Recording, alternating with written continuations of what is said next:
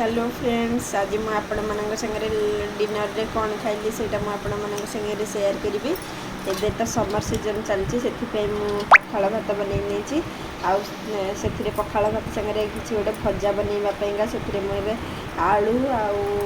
पटिकी पोटल आउ गोटे हूँ बीन्स अल्प किसी से काटी भल भाव में काटिकी धोईकी रखी नहीं आई देखिपे जीरा सोरिष टे तेल गरम करके पकई से अल्प टे पिज कच्चा लंका टे पकई भल भाव में भाजुची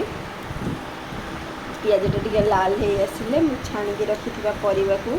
से पकईने देखु आपण मैंने प्लीज मो वीडियो को देखु जदि आपण मन वीडियो को भल लगे लाइक करेंगे मो वीडियो को शेयर करेंगे सब्सक्राइब करने को जमार भी भूलिए नहीं। देखते ये परिवा सब छाणी रखी ये आसला देखते पकई नेली सब परिवा को पटिकी पोटल को यहपरी भाव में काटी नहीं आलू चोपा छड़े काटी नहीं आगे बीन्स को भी काटी नहीं हलदी गुंड लुण गुंड पकईदेवा कभर कर 10 मिनिट सिम रे तापर 10 मिनिट पर सीझीगला आउ थे उल्टे पुणी थे कभर कर आउ 10 मिनिट पर सिम रे से पूरा सीझिकी भाजी सारापर आउटे जस्ट हाई फ्लेम करके भाजी ने फ्राए कर गैस अफ कर देखते आपण मैंने जापर फास्ट लास्ट देखते बहुत टेस्टी लगुला भजा आज आप समर सीजन पखाड़ सबुदिन खातु पखाड़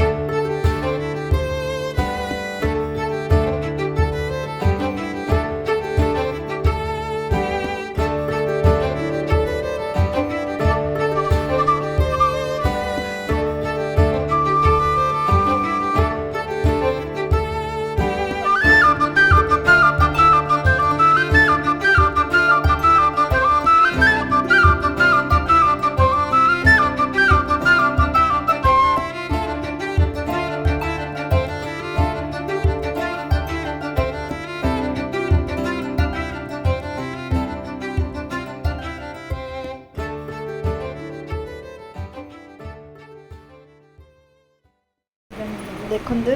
मोर ए भजा रेडी हो आसला बहुत टे तेल हो जाए तेल सब भजा को बाहर करने से एक्सट्रा तेल रे पापड़ को फ्राए कर भाजी ना टे आम भात फात जहाँ अच्छे बाढ़िकिना खाइबा आपण मैंने वीडियोटा भल लगी आपण मैंने निश्चिंत शेयर करेंगे आउ सब्सक्राइब करेंगे मो चैनल को आपण मन केमती लगुच वीडियो रेसिपी सब कुकिंग आपण मैंने प्लीज कमेंट रे जनातु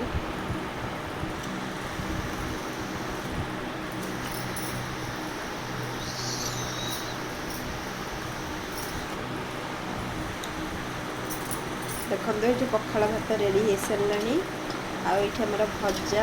पापड़ सब रेडी हो सारे मुझे खाइली बाय बाय।